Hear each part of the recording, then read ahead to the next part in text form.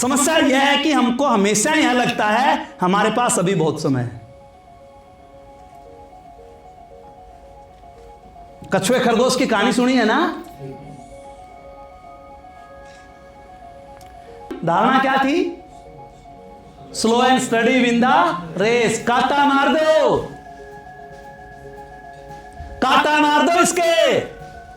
Test match नहीं होते, one day भी गए।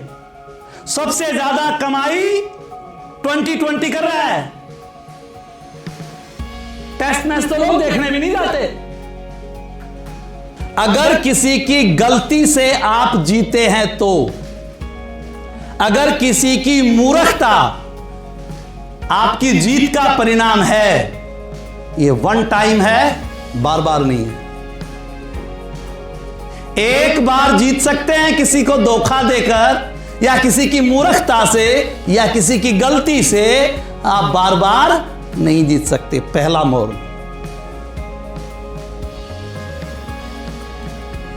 समझ में आ रही है ये बात? दूसरा, यदि हम समझ रहे हैं बहुत टाइम है, यह भी गलती है,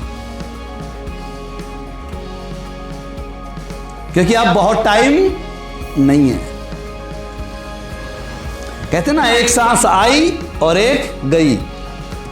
इसी समय कुछ लोग ऊपर गए, इसी समय कुछ लोग नया बर्थ हो गया, नीचे भी आ गए।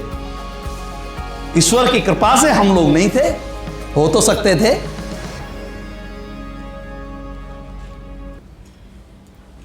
हो तो सकते थे।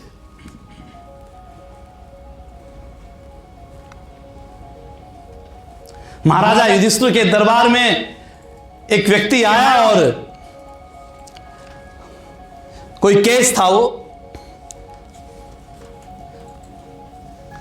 और उन्होंने कहा कि मैं फरियादी हूं और मेरे साथ ये जुल्म हुआ है।